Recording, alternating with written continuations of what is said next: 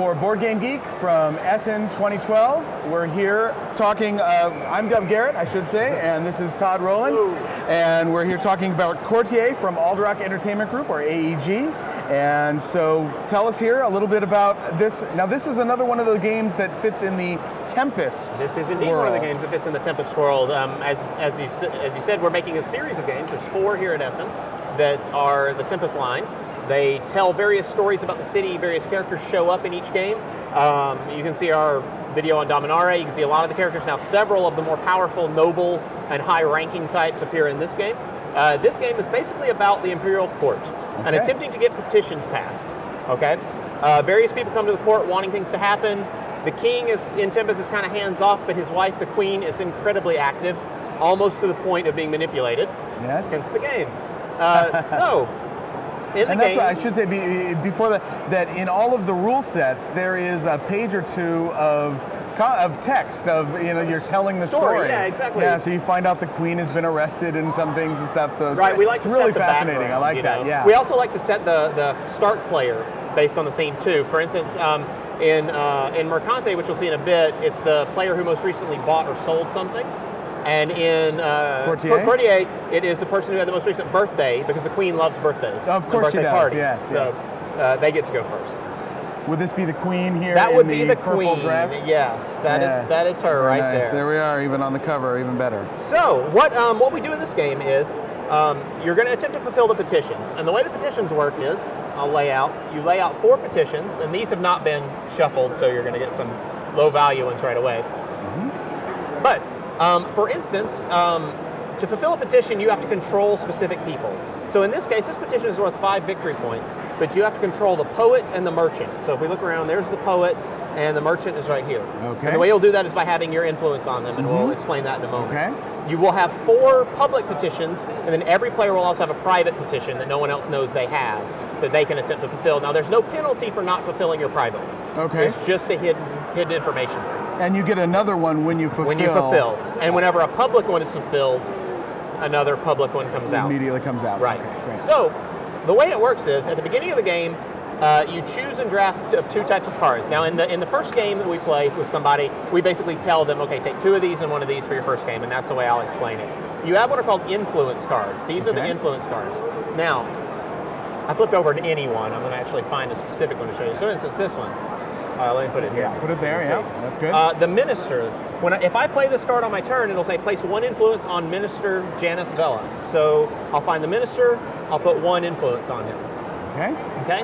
Now, in order to control someone, you have to have the most influence on them. So if we were in this position, no one would control the Cardinal. If we were in this position, I would control her, but I couldn't use her for a petition yet because she's not full. So she has to be full of influence, and you have to be the majority to be able to cash in for a petition. So I'll explain that in a moment. Now, the other type of card that you can have in your hand is a power card. Basically, influence is pretty straightforward. Influence somebody, put influence on somebody. Sure. A power card is going to change things in different ways. It would say spend 1 influence marker, meaning you take 1 of your influence markers and it's gone for good. Oh, okay. You may get it back. There's ways to.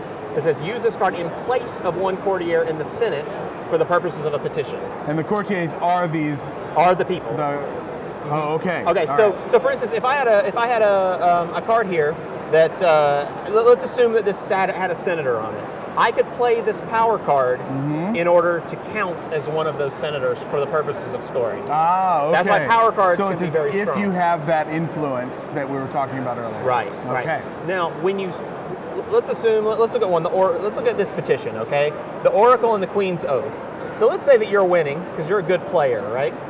I'm a great player. You are a great player. So let's say the Queen's Oath here. You have 3 on him, and the Oracle, who is down here, you have 1 on him. Actually, let's say that I wasn't completely giving up. Let's say I had tried at least, but you're still in control of him. Right. So at the end of your turn, you can say, look, I can score this petition now. I'm going to score it. So you take the 5 victory points in the card for having 1, and then all the influence on those characters, the Oracle, that goes back to you. Those go back to you, and I lose my investment on him. Oh. So now they're all empty. You score that one. We flip over another petition out to the public, and that becomes yours. And then the last thing that happens is the Queen's Fashion. Okay. She's very flighty. she gets taken by different whims. So we flip over, oh, that's the last card. We flip over one of her cards, and it'll say, to celebrate a festival, the queen gives gifts to trinkets to everyone. Each player gains 3 influence markers from the reserve. So that's how you would get back influence markers. Or, in some cases, she might say, her son, Prince Arnaud, expresses a casual interest in joining the Templars. So fill all empty spaces in the military and the royal family with neutral markers. So let's say that we have been playing. Oh, so you can get neutral markers to fill out the areas. And if this flips after someone scores, she's going to put her neutral influence. Ah, okay. Now, those all count as being full, and you could score using any one of them. Very nice. All right, so, and you play until, oh, actually, let me explain one more thing. If you have majority control of a group, so let's say that you control all 3 of the royal family, you get the royal family's permanent effect until you lose control of them. So for instance, the royal family says other players cannot use power cards, that deck, to replace, move, or switch your markers, except for the royal family. So all of your other markers can't be dealt with by other people as long as you control the royals. Nice to have the power. Right, the church says, like for instance, they say, whenever you would place 1 influence marker on somebody, if you control the church, you get to place an additional one. So there's a benefit to controlling specific areas while you're playing the game. Nice. Okay. You have a VP point track, and that's mainly because of culture.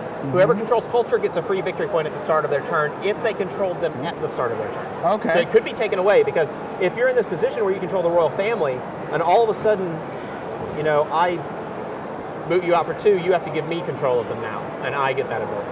Got it. Okay. The game plays all the way to the end, and at the end of the way you set up the game is there's a special card called The Queen is Arrested. All of her whimsy got to be too much for the people. You take that card, shuffle it in the bottom 6 of the deck. So you don't know quite when it's going to flip. When that one flips, the player with the most VP is the winner. And it's immediately over? It's immediately over. Okay. Nothing left to do except tally up the VP.